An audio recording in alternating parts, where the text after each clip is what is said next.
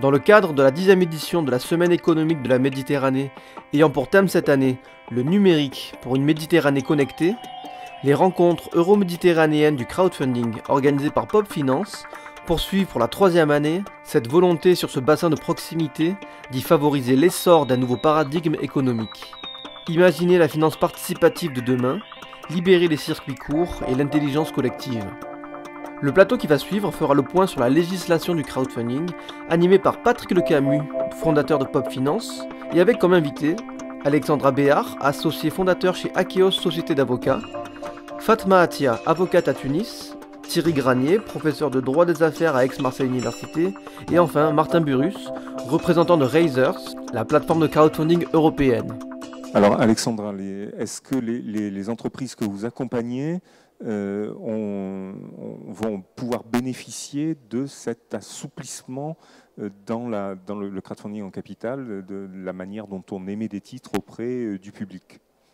Indéniablement. Je pense que ce décret nous démontre que l'univers du crowdfunding est en train de rejoindre ce qu'on appelle l'ingénierie juridique et capitalistique autour de la levée de fonds. Donc c'est en fait, à mon sens, pas une complexification des techniques, mais c'est vraiment un assouplissement. Je pense que c'est comme ça qu'il faut le voir. Donc, quand une entreprise se tourne vers des investisseurs et a besoin de lever des fonds, les gens ont besoin de sécurité. Et la sécurité, c'est pouvoir adapter la société et adapter les rapports entre associés au fil du temps. Parce qu'on sait qu'une société, c'est quelque chose qui évolue dans le temps. Donc, le fait de pouvoir émettre des valeurs mobilières composées, ces titres de capital un peu hybrides, c'est ce qui va nous donner le moyen de tomber d'accord à un moment donné sur des règles du jeu et de pouvoir faire évoluer ces règles du jeu dans le temps. Ce sont des techniques que les investisseurs professionnels connaissent très bien. Alors aujourd'hui, avec quand même une question, c'est-à-dire que le décret, les commentaires du décret nous disent qu'on va pouvoir utiliser les actions de préférence, qui sont une technique qui existe déjà. Ça n'est pas une. C'est quoi exactement les actions de préférence? Ça permet d'avoir des actionnaires qui ont de plus de droits que d'autres? En fait, le terme action de préférence est la traduction du terme anglais preferred shares, que nous on a traduit en français par action de préférence. Mais en fait, la préférence n'est pas un avantage, c'est une spécificité. Une action de préférence peut être sans droit de vote. On entend bien que de ne pas voter n'est pas un avantage.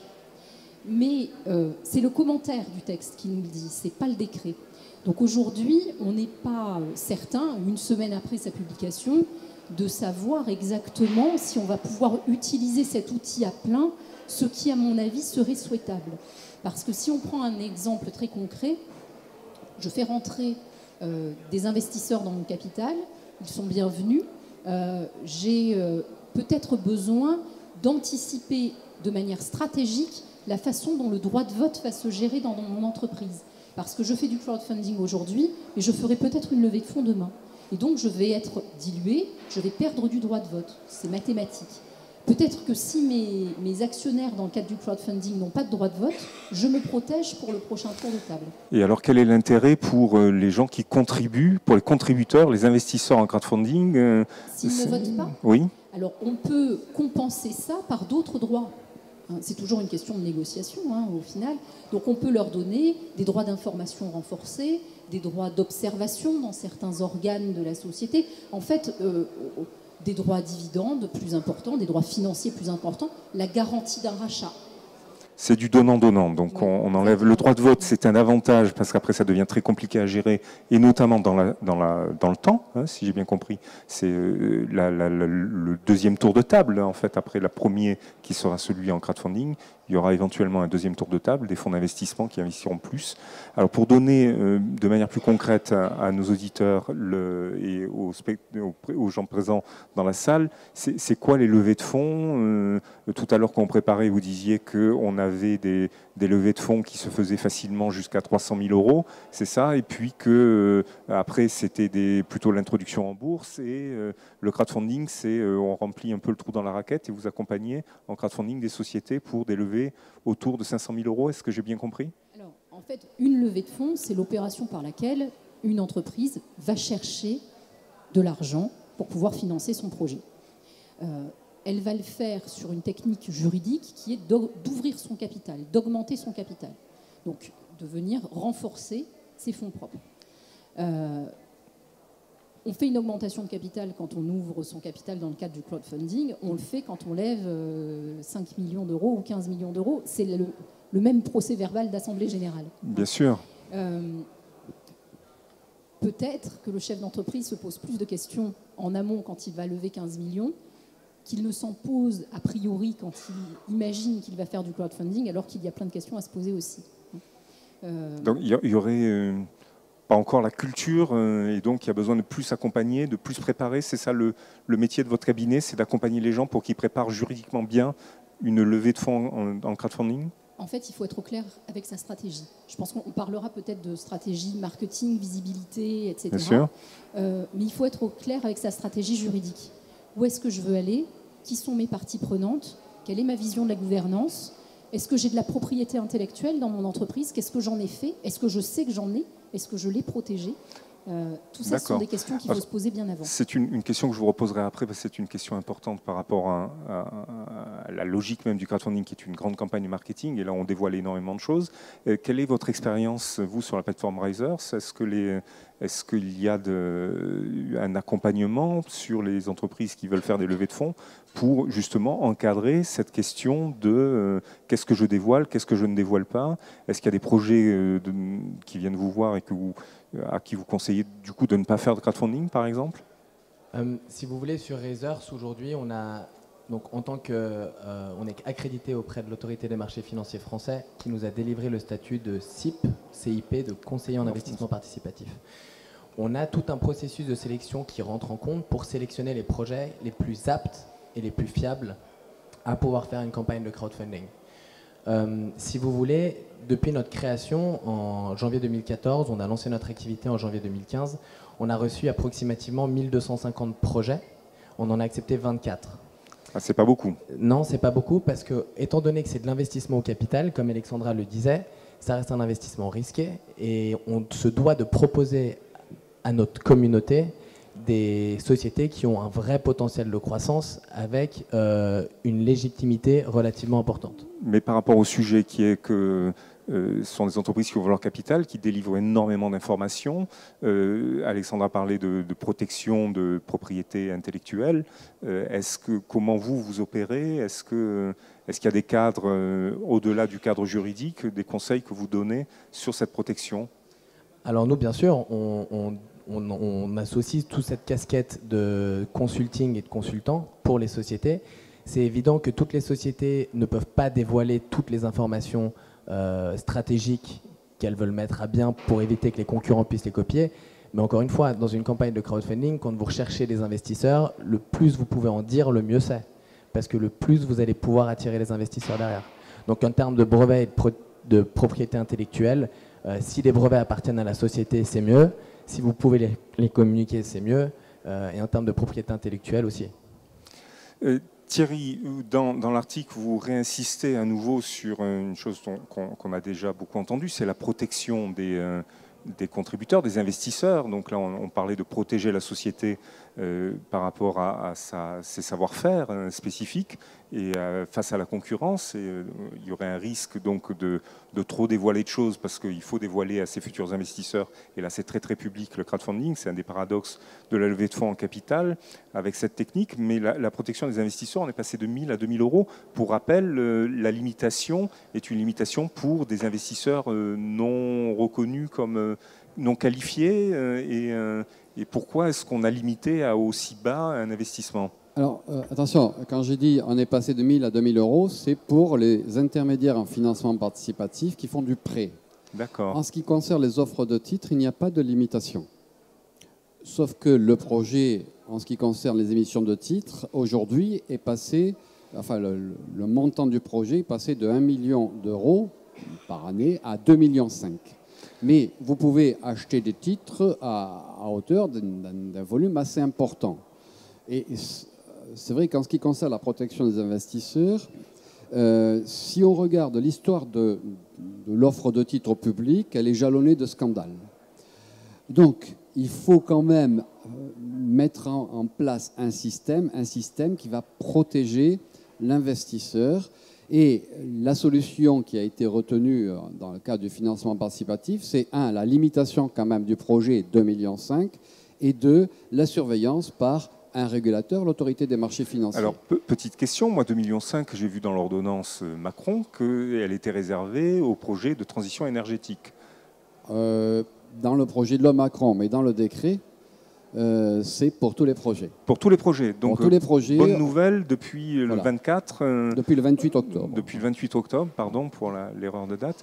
On peut faire une levée de fonds de 2,5 millions. Est-ce que ça se pratique, ça, des levées de fonds de 2,5 millions? Est-ce que ça va se pratiquer? Est-ce qu'il y a un marché pour faire des levées de fonds de 2,5 millions?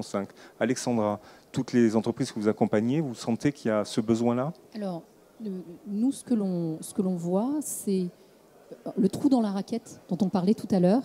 Il est entre 500 000 et 1 million d'euros. C'est souvent ce que les entrepreneurs ont du mal à trouver.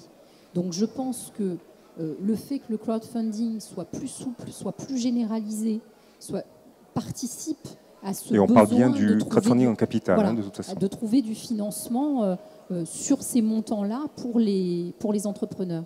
Maintenant, je pense qu'on ne fait pas du crowdfunding comme on fait une levée de fonds classique. C'est-à-dire qu'on ne cherche pas que de l'argent dans le crowdfunding.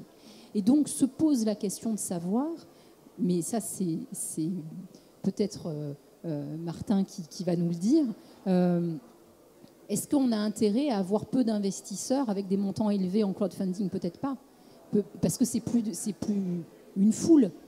Peut-être qu'on a plus intérêt à avoir plein de petits investisseurs qu'il faut fédérer, ça pose d'autres problématiques, hein, bien sûr, mais pour justement faire se répandre la connaissance sur le projet et la notoriété de la société. Alors Martin, vous avez la question d'Alexandra, prolongez-la. Nous, si vous voulez, une campagne de crowdfunding, c'est très stratégique pour la vie de la société de la part de l'entrepreneur. Vous allez faire une campagne de crowdfunding, certes, pour lever des fonds, lever des capitaux, mais si vous prenez la voie du crowdfunding, c'est aussi pour communiquer sur votre société. Aujourd'hui, vous avez des entreprises qui sont plus aptes à faire du crowdfunding que d'autres. Je prends l'exemple des sociétés B2C, parce que quand vous... B2C, pour nos B2C, auditeurs, c'est business to consumer, ça va être des articles grand public. Exactement, des articles grand public. Quand vous visez le crowdfunding, c'est que vous visez la foule. Par exemple, nous, sur Razors, on a eu une levée de fonds qui s'est faite il y a 8 mois. C'était une marque horlogère qui s'appelle Chapek, pour qui on a levé pour plus d'1 million de francs suisses avec 93 investisseurs. À la base, ils ne voulaient pas avoir de fonds d'investissement pour la simple et bonne raison qu'ils voulaient communiquer le plus possible à des privés pour que ces privés deviennent potentiellement leurs premiers clients et que ces premiers clients parlent de manière positive de l'entreprise. Donc, c'était une manière stratégique de se faire connaître rapidement. En contrepartie, on a aussi des sociétés qui, elles, veulent absolument lever des fonds, certes par quelques privés crowd, qu'on appelle la foule, mais principalement par les fonds d'investissement avec lesquels nous, on traite aussi beaucoup. C'est quoi le ticket moyen d'investissement sur une plateforme comme la vôtre? Les investisseurs donnent combien en moyenne? Alors, dans les investisseurs privés, nous, notre ticket moyen est situé à peu près à 9 000 €. C'est beaucoup. Donc, ce qui est beaucoup, relativement beaucoup, oui. En sachant qu'on classifie 2 catégories d'investisseurs sur Razors. C'est les institutionnels, qui sont les fonds d'investissement. Je parlais de la foule, alors le ticket moyen de monsieur, madame, tout le monde. Alors, monsieur, madame, tout le monde, on se situe aux alentours de 9 000 €. D'accord. Et donc, à part ce cas très spécifique de cette nouvelle marque de montre, de manière générale, sur une plateforme de crowdfunding, et notamment sur la vôtre, la foule permet un effet de levier avec des investisseurs? Est-ce que c'est comme ça que ça se passe? Alors oui et non, encore une fois, je rejoins ce que disait Alexandra d'un point de vue stratégique. C'est si l'entrepreneur veut se focaliser sur une levée de fonds uniquement full, nous on va essayer d'adapter à la demande. C'est fréquent? Oui, c'est assez fréquent, oui, c'est assez fréquent. Évidemment, si vous pouvez avoir 50 investisseurs et qu'il vous manque par exemple 150 000 ou 200 000 € pour compléter votre investissement et que vous pouvez avoir l'aide d'un fonds d'investissement, c'est toujours mieux. D'accord, et donc la logique qu'on a connue depuis des années d'introduction en bourse, qui était qu'avant de lancer l'introduction en bourse, on faisait le tour des institutionnels pour la réussir, est-ce qu'on fait la même chose en crowdfunding? Est-ce qu'on va déjà essayer de dire, tiens, bah, si j'ai réussi ma campagne auprès de la foule, tu viens compléter? Ou est-ce qu'on fait du pitch investisseur pour préparer sa campagne ou pas? Oui, ça c'est effectivement, vous faites du pitch investisseur. Nous, il y a quelque chose qui est très important chez Razer, c'est qu'on demande aux entrepreneurs de toujours être disponibles si un investisseur souhaite rentrer en contact avec lui pour pouvoir lui poser toutes les questions qu'il souhaite. D'accord. Alors Thierry, nous revenons sur l'évolution du droit en France. On a bien compris qu'il y a un assouplissement, on a eu des exemples d'assouplissement et on a aussi d'autres nouveautés, les seuils. La nature des titres, et il y a une grande nouveauté avec un terme, un néologisme, les mini-bons. Alors là, il faut nous expliquer ce que c'est que les mini-bons. Oui, les mini-bons, c'est vrai que c'est un peu étrange dans le code monétaire et financier. Ça fait un peu penser à des bons de réduction dans les supermarchés, avec des petites réductions. Le maxi-bon serait la grande réduction. Mais en fait, ce n'est pas du tout ça. C'est vraiment une innovation dans notre droit. Disons que les entreprises qui veulent se financer dans le cadre du financement participatif peuvent aujourd'hui émettre des mini-bons. Alors les mini-bons, c'est une sous-catégorie des bons de caisse. Les bons de caisse, c'est, pour faire simple, des titres qui portent une reconnaissance de dette. Autrement dit, ce sont des titres qui vous donnent le droit de demander à la société qui l'a émise de vous rembourser. C'est un titre qui porte avec intérêt. C'est un titre qui porte un prêt en quelque sorte. Je ne sais pas si c'est assez clair. C'est une variante de prêt. C'est une variante de prêt qui est portée par un titre, ce n'est pas un contrat. D'accord. Ah oui. Oh là, vous aviez expliqué ça, la différence entre... J'avais appris quelque chose d'extraordinaire, la différence entre un contrat et un titre. Voilà. Bon, disons... Est-ce que le mini-bon est négociable? Alors, le mini-bon va être négociable, mais ce qui est remarquable dans le texte qui est sorti au mois d'avril en 2016, c'est qu'il peut être intégré dans ce qu'on a appelé un dispositif d'enregistrement partagé. Et là, on vise la technologie blockchain. Et dont on va parler cet après-midi. Voilà, qui fait l'objet de... Et c'est la première fois dans notre droit qu'on fait référence à cette technologie. Alors, je vais peut-être simplifier parce que c'est assez compliqué. Disons que la technologie blockchain, qu'est-ce que ça va être? On peut dire que c'est un système électronique dans lequel on va mettre des données. Ce système électronique va permettre d'effectuer des transactions, c'est-à-dire des acteurs vont pouvoir entrer dans le système pour effectuer des transactions. Il y a 3 fonctions dans ce système électronique. Une fonction d'enregistrement, c'est-à-dire que l'acteur entre et s'enregistre. Il peut y avoir une fonction dite d'instruction automatisée, ça veut dire que si la transaction nécessite la mise en place d'un contrat, le système va générer le contrat automatiquement. Et il peut y avoir une fonction de paiement. Donc, si j'applique au mini-bon, l'entreprise va émettre, dans le cadre de ce système, des mini-bons, c'est-à-dire des titres.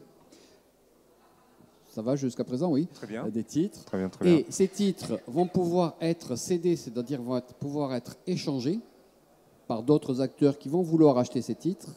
Et on va pouvoir ajouter la fonction de paiement, c'est-à-dire que ces titres vont circuler, c'est-à-dire qu'ils vont être payés et qu'ils vont être livrés. Livrés, et après, pour le remboursement, on applique exactement la même méthode au retour?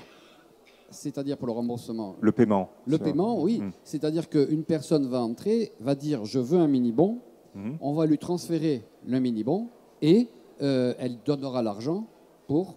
que ce mini-bon lui arrive. Le retour, c'est on a emprunté, il faut bien rembourser. Donc, mais c'est porté par le titre. D'accord. Vous avez le titre, vous avez le droit de demander le remboursement. D'accord. Donc, le système fera ça. Ce système, tel que je l'avais compris, c'était effectivement une demande de la profession et c'était aussi de pouvoir permettre le prêt entre entreprises. Est-ce que c'était bien ça l'idée de prêter la trésorerie d'une entreprise à une autre? Alors, ça va encore plus loin que ça. En faisant ça, on met en place un marché financier. Quand vous regardez ce qu'est un marché financier, on a des titres qui rentrent sur le marché, qui sont échangés, qui sont livrés, qui sont payés. Donc là, on est en train, avec ce système, alors là, on est tout au début, dans le décret qui vient de sortir, on a simplement dit qu'on pouvait émettre 2,5 millions de mini-bons, mais on n'a pas précisé les modalités techniques de mise en place de ce mécanisme. Ça va venir, ce n'est pas encore utilisé. Mais théoriquement et même en pratique, on crée là un véritable marché, c'est-à-dire qu'on va avoir une première émission, on parle d'émission primaire, et quand on peut céder des titres, on parle de marché secondaire. C'est-à-dire qu'on met en place un véritable marché financier sur lequel ne vont pas circuler des instruments financiers, mais des mini-bons. D'accord, donc quand on dit second marché, pour notre public, c'est justement que ce titre, je le possède, et plutôt que de le rendre à l'entreprise qui l'a émis, je peux le vendre à quelqu'un d'autre et éventuellement le vendre plus cher, moins cher. Voilà. Ça devient la négociation de titres. D'accord. Voilà. Et donc on a une titrisation du crowdfunding qui est en cours. En tout cas, une marchandisation, si j'ose ce terme, parce qu'on crée un petit marché de titres pour financer les entreprises dans le cadre d'un financement participatif. Alors, est-ce que la plateforme Raisers a adopté les mini-bons? Alors écoutez, nous, évidemment, on est ravis du décret en France. Ça va nous permettre de pouvoir être plus flexibles sur toutes les nouveautés. Et évidemment, on va adopter les mini-bons, oui. Très bonne nouvelle pour tout le monde. Sous réserve quand même que c'est assez technique, c'est-à-dire qu'il va falloir mettre en place le système électronique, qu'il y a pas mal de questions qui se posent, par exemple générer des contrats d'émission, il va falloir mettre en place des comptes titres par exemple, mais qui ne sont pas des comptes titres d'instruments financiers, mais de mini-bons, ce qu'on ne connaît pas vraiment techniquement. Donc il va y avoir des problèmes techniques et juridiques qui sont en train de se poser. Mais là, on a Alexandra, la spécialiste. Donc, si je suis une entreprise et que je veux émettre des mini-bons, je m'adresse au cabinet Akeos. On sera ravis de réfléchir sur la question. Mais je pense que tout ça pose beaucoup de questions qu'on avait déjà et des difficultés qu'on avait déjà rencontrées au moment du Bitcoin et des affaires du Bitcoin. Parce que le Bitcoin, c'est une blockchain. Oui. C'est une blockchain. Et c'est la monnaie qui n'est pas qui est contrôlée par aucun État. Qui n'est contrôlée par aucun État, ce qui est contraire totalement aux lois américaines, par exemple. Donc ça pose des problématiques de souveraineté infinies et des problématiques de sécurité. On se souvient des disparitions massives de Bitcoin qui représentaient des millions et des millions de dollars. Et aujourd'hui, quand on lit les commentaires là-dessus et sur l'entrée de la blockchain dans notre arsenal juridique, ce que les commentateurs disent, c'est qu'en fait, ça n'est pas avec nos ressources traditionnelles juridiques et nos outils contractuels traditionnels que nous allons penser la blockchain. En fait, la blockchain, c'est l'adage « code is law », c'est le code gouverne. Donc ça veut dire qu'il va falloir, à l'intérieur même de la blockchain, que soient intégrés les mécanismes de sécurité pour que ces systèmes fonctionnent. Alors les défenseurs de la blockchain, mais ça sera le sujet de la table ronde cet après-midi, disent que c'est très sécurisé. Donc ça, on verra. L'année dernière, on avait fait aussi un atelier sur des questions comme ça, où vous étiez présent, Thierry Granier, et le consensus disait que il ne faut pas trop réglementer, il vaut mieux laisser voir comment ça se passe, et quand on aura des retours d'expérience suffisants. Même les acteurs français qui étaient là disaient la France a réglementé un petit peu trop tôt. Et est-ce que ça va être la même chose avec ces mini-bons, ces places de marché qui se créent et la blockchain? Est-ce que le gouvernement et le Parlement sont dans un état de laisser s'expérimenter les choses avant d'intervenir? On est toujours dans la même problématique, c'est-à-dire que si on ne réglemente pas, le scandale va arriver. Et si on réglemente trop, le système perd de son efficacité. Donc peut-être que la question n'est pas de trop de réglementation, c'est peut-être une bonne réglementation. Une réglementation dans le temps, par rapport au rythme, voilà. Il faudra réguler. Étant entendu que quand je dis réguler, ce n'est pas tout à fait le même terme que réglementation, ça veut dire pondre des normes, surveiller l'application et éventuellement mettre en place des sanctions. Et la régulation, pour bien comprendre, quand on utilise ce terme, c'est trois volets, réglementation, surveillance et sanctions.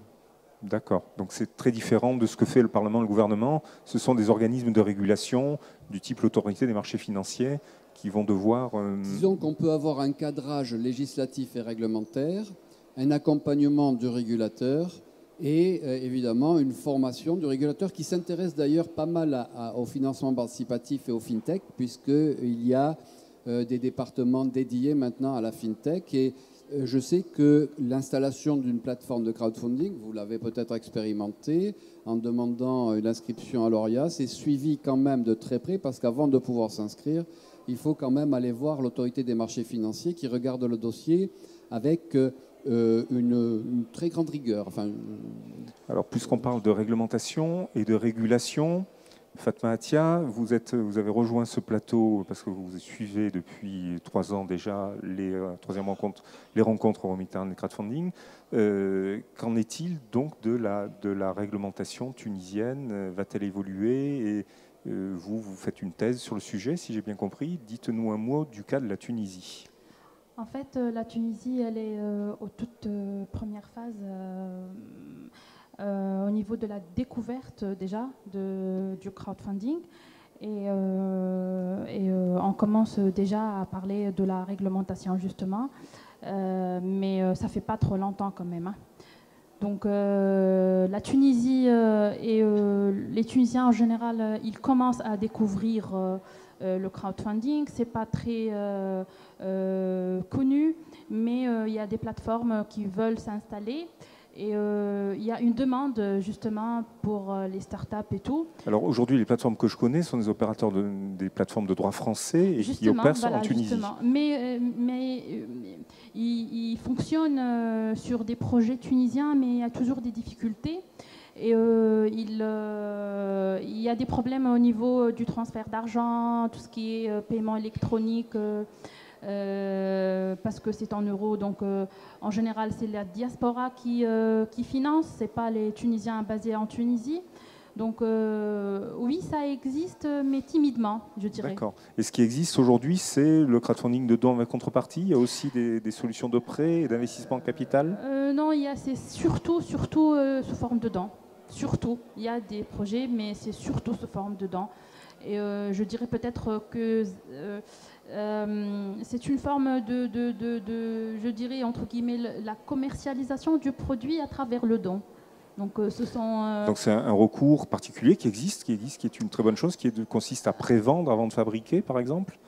C'est-à-dire, ce sont des projets en général, par exemple, financer une école dans une zone rurale, des petits projets qui sont... mais là, le problème, vous voyez, ce sont des petits projets, je dirais, territoriaux, mais qui font appel à la diaspora. C'est-à-dire, parfois, ou bien ce sont des personnes qui sont reliées par les liens de l'origine au projet, mais en même temps, les locaux ne peuvent pas avoir accès à ce mode de financement.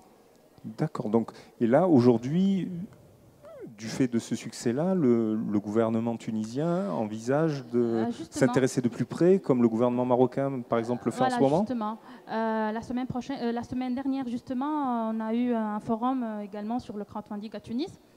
Et c'était intéressant de voir que des instances gouvernementales étaient fortement intéressées par le sujet.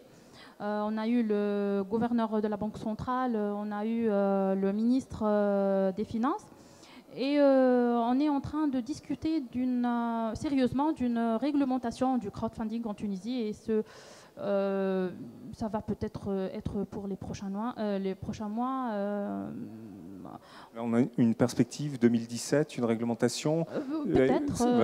Le gouvernement va s'appuyer sur les expériences françaises, par exemple. Tous les efforts vont se conjuguer pour que la législation suive le rythme de l'économie mondiale, je dirais, mais là, c'est un vrai défi.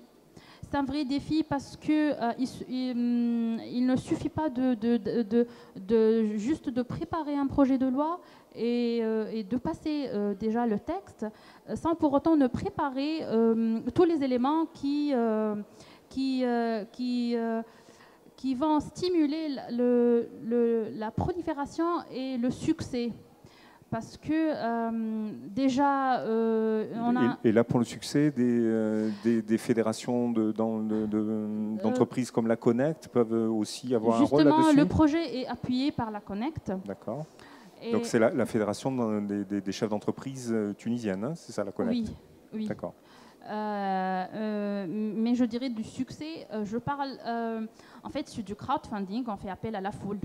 Donc déjà, préparer un projet de loi, ça permet aux plateformes de fonctionner dans un cadre légal propice. Et il faut aussi toucher et protéger la foule. D'accord, ce Donc qu'on disait tout à l'heure avec... Justement, un environnement qui inspire la confiance pour que le crowdfunding fonctionne normalement et qu'il remplisse justement les espérances, parce que ça peut être vraiment... Là, il y a une information importante, il y a une espérance, il y a une attente de ce côté-là en Tunisie. Au niveau des startups et au niveau des porteurs de projets, au niveau des nouvelles technologies, oui. D'accord. En Suisse, alors, puisqu'on est sur le problème de la réglementation, Martin, est-ce que vous pouvez nous dire un mot de cet éclatement des législations en Europe et qui peuvent poser problème, puisque on a par exemple, et vous me le disiez dans la préparation, vous pouvez accueillir un projet espagnol par exemple sur votre plateforme qui n'est pas implanté en Espagne, mais il vous est interdit de communiquer vers les Espagnols pour qu'ils investissent, puisqu'il y a des frontières, même dans le monde virtuel. Exactement. Si vous voulez, en ce qui concerne le crowdfunding en Europe, aujourd'hui, il n'y a aucune homogénéité dans les pays. Et chaque pays a ses propres législations concernant le crowdfunding quand elles en ont ou quand elles n'en ont pas. En ce qui concerne la Suisse, nous, on n'a pas d'accréditation pour le crowdfunding encore aujourd'hui. C'est-à-dire qu'ils attendent encore un certain volume avant de pouvoir légiférer. Avec notre statut aujourd'hui de conseiller en investissement participatif en France, on a la possibilité de pouvoir présenter des sociétés étrangères sur notre plateforme. Mais uniquement si elles remplissent les conditions du même niveau de protection juridique des investisseurs, encore une fois, que la législation française nous impose. En ce qui concerne la Suisse, nous, du coup, on rentre dans aucune loi, on ne rentre dans aucun cadre, donc on est régi à la loi prospectus. C'est-à-dire que pour faire une augmentation de capital dans une société... Un prospectus, c'est un énorme document très long et très cher à préparer pour informer les investisseurs sur notamment les risques de l'investissement dans la société. Voilà. Et qui est demandé en général lorsqu'on est en bourse, pour faire une introduction en bourse. Exactement. Et en Suisse, pour pouvoir faire un prospectus, pour émettre un prospectus, vous êtes obligé d'être enregistré au registre du commerce comme étant une société anonyme. Donc nous, en Suisse, on ne traite uniquement avec des sociétés anonymes. D'accord. Et donc là, pour information, il y a un regroupement des plateformes européennes qui s'appelle le European Crowdfunding Network et qui pratique le lobbying auprès de la Commission européenne. Et il y a un commissaire européen dédié au marché financier qui travaille sur le sujet du crowdfunding. Donc est-ce que vous êtes investi dans cette volonté d'harmonisation de la législation européenne ? Alors nous, en ce qui concerne la Suisse, nous on fait partie de la Swiss Crowdfunding Association, qui fait partie justement de l'association qui permet de pouvoir éventuellement réguler à terme en exposant les décrets qu'on a actuellement en Suisse pour réguler et apporter une accréditation sur le marché suisse du crowdfunding. Très bien, je vous remercie. Alexandra, avez-vous un mot à rajouter sur l'activité de conseil des entreprises qui peut intéresser les gens qui nous écoutent? Comment faire pour être accompagné? Quelles sont toutes les démarches, les étapes? On en parlait dans la préparation, il y a une grosse étape, il nous reste 2 minutes pour conclure cette émission. Quelles sont les grandes étapes pour bien préparer une campagne de crowdfunding en capital? Je dirais qu'effectivement, il faut prendre le temps de penser à sa stratégie. Et quand Martin nous disait tout à l'heure que sur les plus de 1000 projets qui lui sont présentés, une vingtaine est retenue, c'est bien qu'on ne peut pas faire à la légère une opération de crowdfunding. Donc il faut prendre du temps pour se préparer, pour se sécuriser, parce que c'est aussi sécuriser les investisseurs, hein, c'est sécuriser l'entreprise, mais c'est sécuriser son devenir et donc les investisseurs. Donc je pense que c'est pour le bien de tous, hein, c'est un cercle vertueux dans lequel l'entrepreneur qui a ce projet-là doit rentrer en amont, bien en amont. Bien, ben ça sera le mot de la fin, le cercle vertueux, le mot de la fin optimiste sur ce plateau. Je vous remercie Thierry Granier, Alexandra Béard, Martin Burrus et Fatma Atia d'avoir été présent pour nous parler de l'évolution du crowdfunding et de voir aussi les contrepoints en Suisse, en Europe et en Tunisie. Merci à vous et on se retrouve pour le plateau de 11h45 qui parlera du crowdfunding et des médias. Comment est-ce qu'on utilise les médias dans une campagne de crowdfunding et quel est l'intérêt des médias pour ce type d'activité. Merci à vous, à plus tard. Merci à vous. Merci beaucoup. Ça allait. J'espère que c'était concret, concis. J'ai oublié de rebondir.